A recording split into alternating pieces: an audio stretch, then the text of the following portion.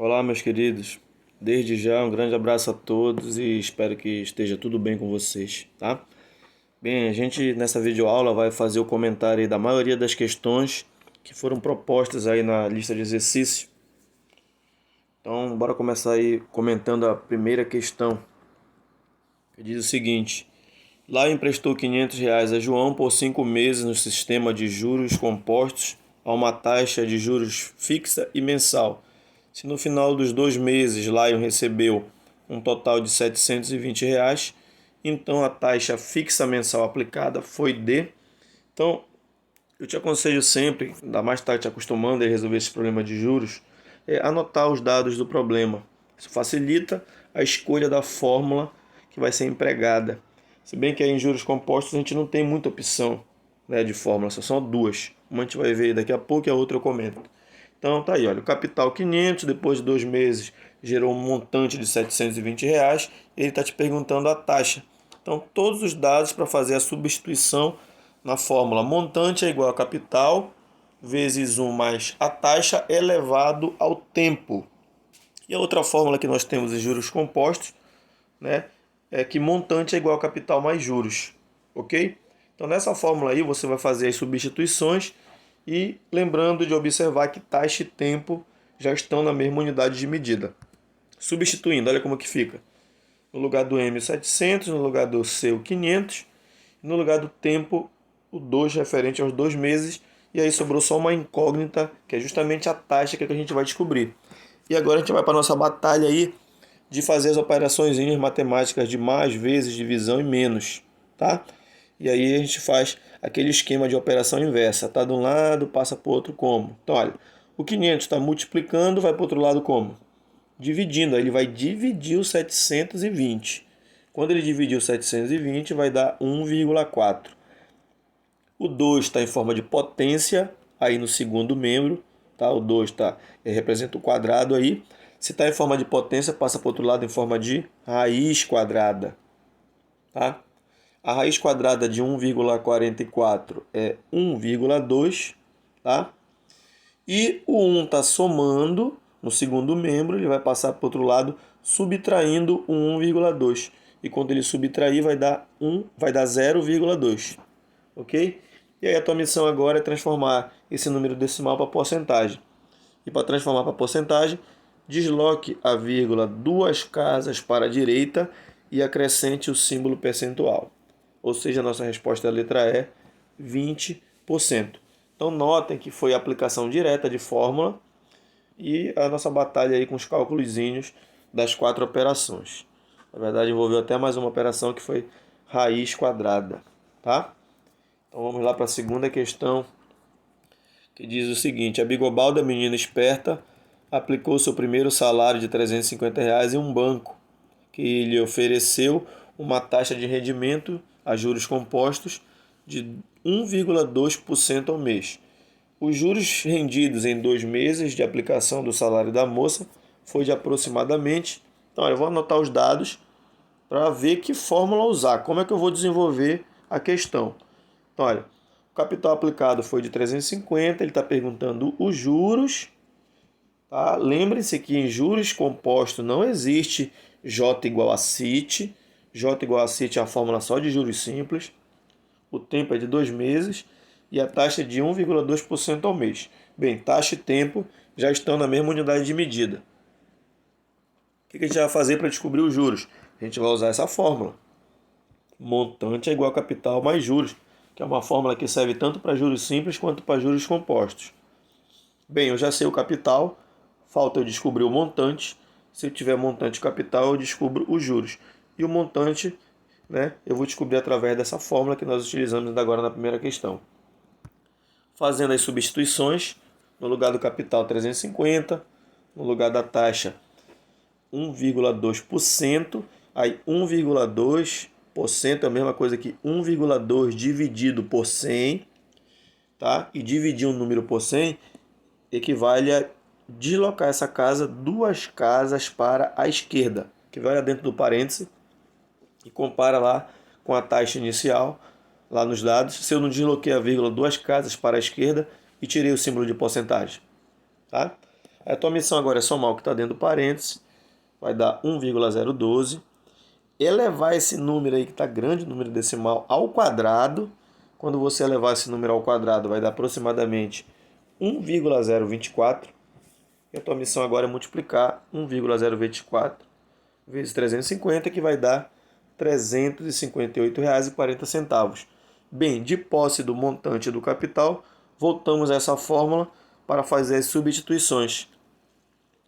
E agora, o 350 está somando, vai para o outro lado subtrair o R$ 358,40.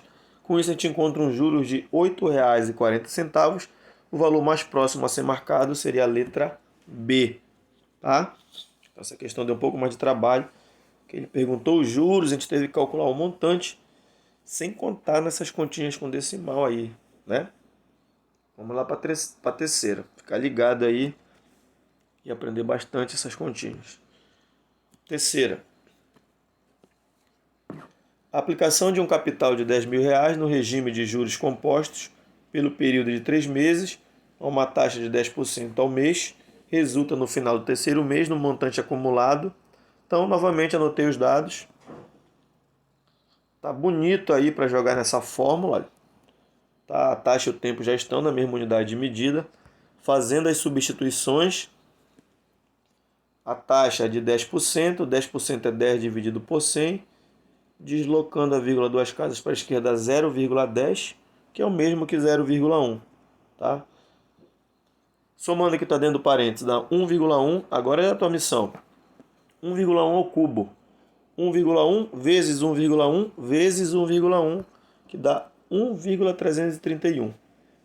Multiplicando 1,331 por 10.000, basta você deslocar a vírgula 4 casas para a direita. O 10.000 tem 4 zeros, aí isso é uma indicativa que você pode deslocar a vírgula 4 casas para a direita e o teu resultado dá 13.310. Tá? Então, alternativa letra D. Tá? O montante acumulado vai ser superior a R$ 13.000. Ok? Vamos lá para a quarta, que é a questão que exige muito tempo aí. Uma questão muito bem elaborada. Você tem que pensar bastante. A resolução demora muito tempo. Por isso, ela é uma daquelas questões do Enem que você, se você bate de frente com ela, você dá uma lida e percebe que ela vai te dar todo esse transtorno durante a prova, pula e deixa ela para o final, que é para ver se você tiver tempo e você volta para resolver. Porque com uma questão dessa você consegue resolver várias e várias dentro da prova do Enem bem mais fáceis. E aí você não pode se prender numa questão difícil, trabalhosa e deixar as fáceis aí sem resolver. Então vamos lá para a questão 4, procurar entender o que ela quer, o que ela pede. Arthur deseja comprar um terreno de Kleber que lhe oferece as seguintes possibilidades de pagamento. O pagamento pode ser à vista por 55.000, essa é a primeira opção.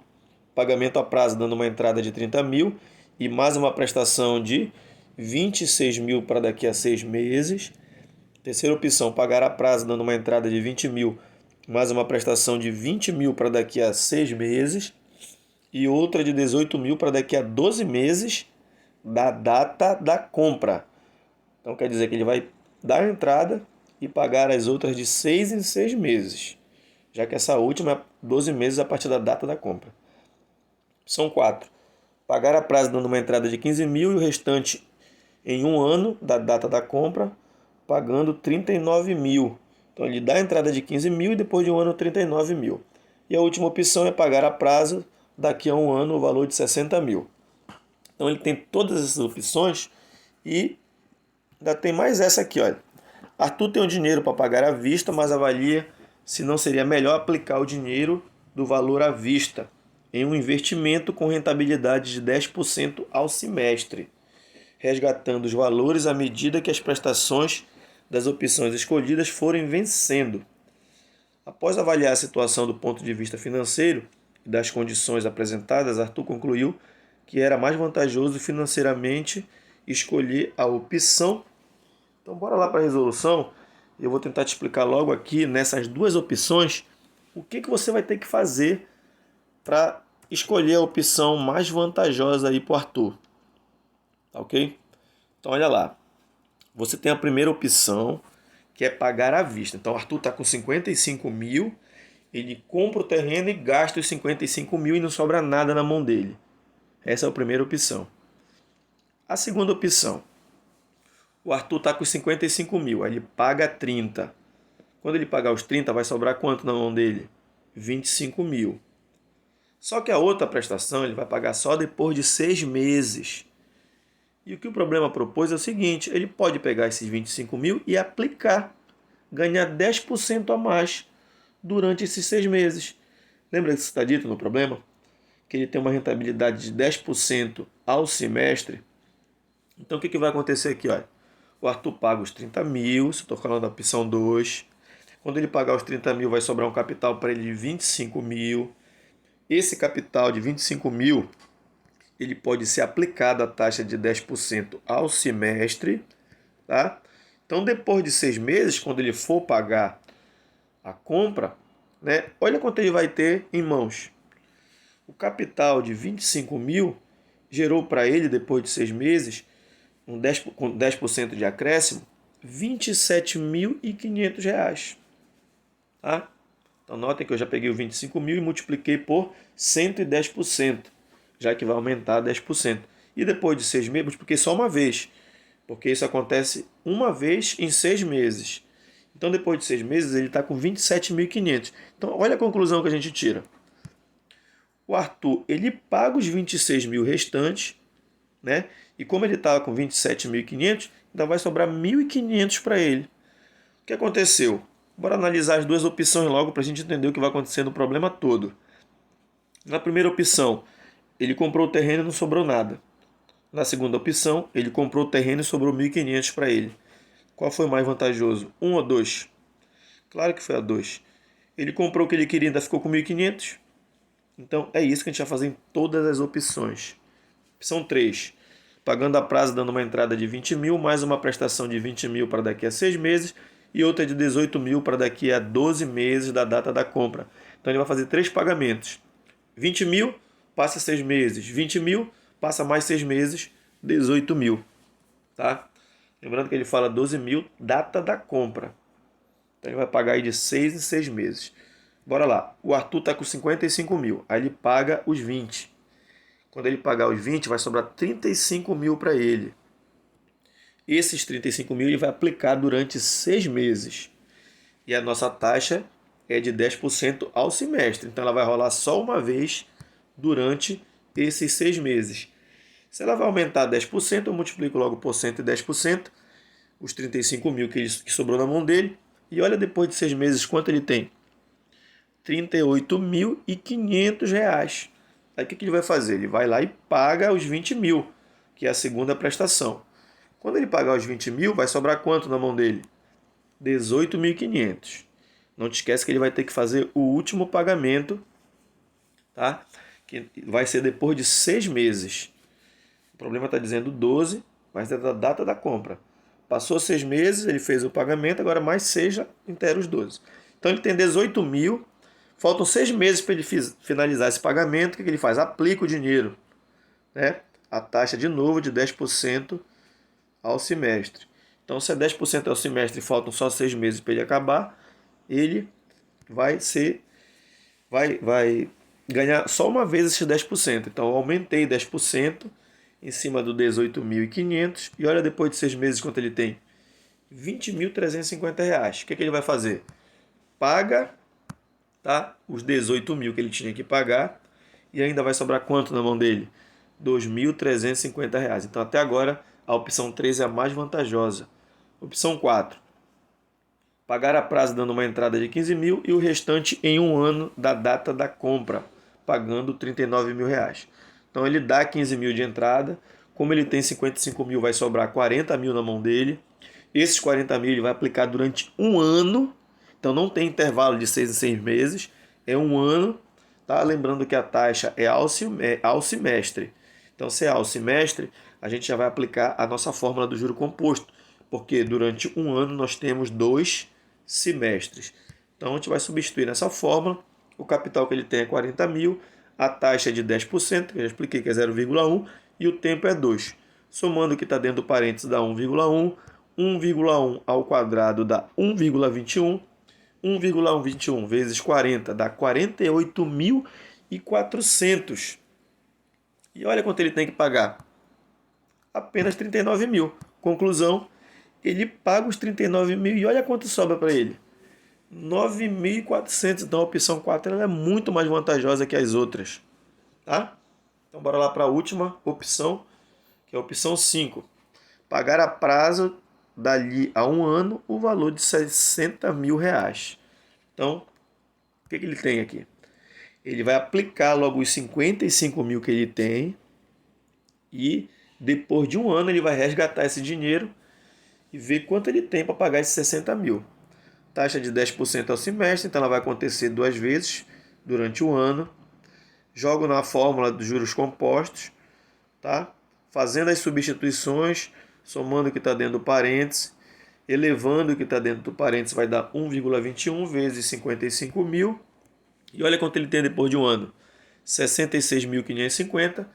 E aí, conclusão, ele paga os 60 mil e vai sobrar 6.550 reais. Uma opção também vantajosa, mas a opção 4 foi a melhor.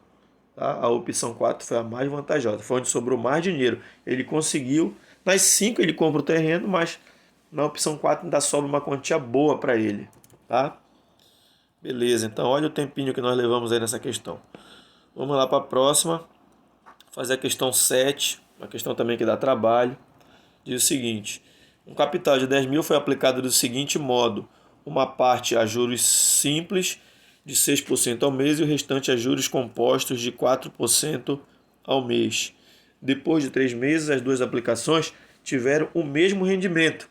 Bem, quando ele diz o mesmo rendimento, quer dizer que as duas tiveram o mesmo juros, o mesmo ganho durante esse período. A maior parte aplicada foi de aproximadamente. Então vou fazer o seguinte, nessa questão não vou anotar os dados aí, para a gente tentar ocupar esse espaço e visualizar o que a gente pode fazer. A questão é o seguinte, o capital é de 10 mil, uma parte a juros simples e uma parte a juros compostos. Eu não sei quanto foi aplicado a juros simples e eu não sei quanto foi aplicado a juros compostos. É justamente isso que o problema está te perguntando. Então, eu vou fazer o seguinte, quando a gente não sabe algo em matemática, algum valor numérico, a gente chama logo de x. Então, eu vou falar aqui, olha, que o que foi aplicado a juros compostos foi uma quantia x, consequentemente, o que foi aplicado a juros simples é 10 mil menos x. Um exemplo, é como se eu tivesse aplicado 4 mil a juros compostos, então em juros simples eu tenho que ter aplicado 6 mil, que é 10 mil menos 4 mil, beleza? Poderia ter falado que os juros simples era x e os juros compostos era 10 mil menos x, tanto faz. Tá? Então, se eu chamei que juros compostos é x, juros simples tem que ser 10 mil menos x. Então, bora para a resolução. O teu objetivo é achar o rendimento a juros simples e a juros compostos. E o problema disso é que esses dois rendimentos foram iguais. Tá? Então, bora começar aqui com juros simples. Achar o rendimento aqui no caso da questão é achar os juros. E achar os juros em juros simples é J igual a CIT. O capital dos juros simples é 10 mil menos X. A taxa dos juros simples é 6%. E o tempo de aplicação foi de 3 meses. Bora substituir. Aí, olha. Capital, taxa e tempo. 3 vezes 0,06 dá 0,18. Aí o 0,18 você tem que multiplicar com 10 mil e com menos x.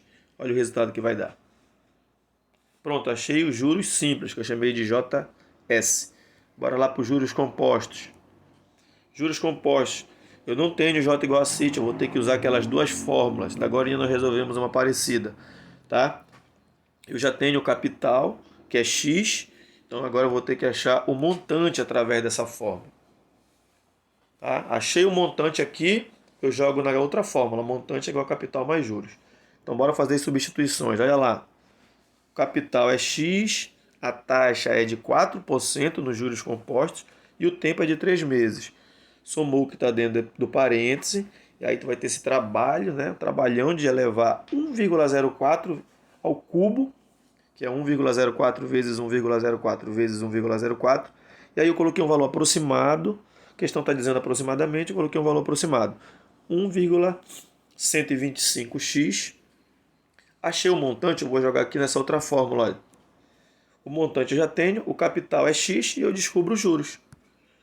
Olha lá, o x está somando, passa para o outro lado diminuindo. Meus juros aqui vai dar 0,125x. Se eu já tenho os juros simples e se eu já tenho os juros compostos e o problema está dizendo que os dois são iguais, olha aqui, o rendimento são iguais, eu vou igualar os dois. Olha. Igualei os dois, está aqui. Olha. No lugar do J dos juros simples, eu coloquei o valor que eu encontrei lá em juros simples. Tá? E no lugar dos juros compostos, eu coloquei o valor que eu achei de juros compostos. Aí, olha, passa quem tem letra para um lado e quem não tem para o outro. No caso aqui, olha, o menos 0,18, tá? 18x aqui está subtraindo, vai passar para o lado direito da equação, somando. Olha o que vai dar aqui. E olha a tua missão agora. O 0,255 está multiplicando, vai passar para o outro lado dividindo. Quando ele dividiu 1.800, olha o valor que tu encontrou para x. Aproximadamente 5.900. Tá? Então, bem, 5.900 não foi a quantia aplicada a juros compostos? O problema está te perguntando qual foi a maior quantia aplicada. Justamente essa a nossa resposta. Por quê? Se no total foi 10 mil e você encontrou aí a quantia de juros compostos 5.900, quer dizer que a outra quantia é 4.100. Como a gente perguntou a maior quantia, está aí a alternativa correta.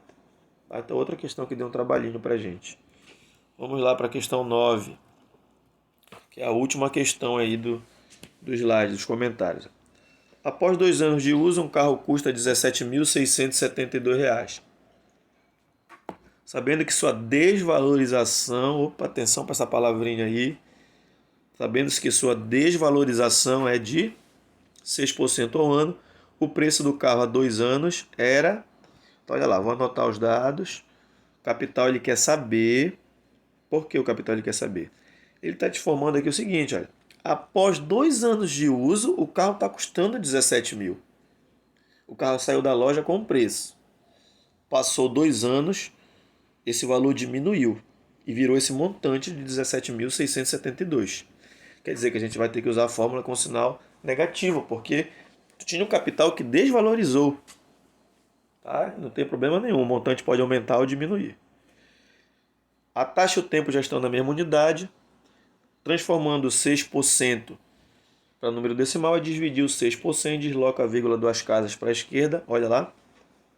Fiz as substituições.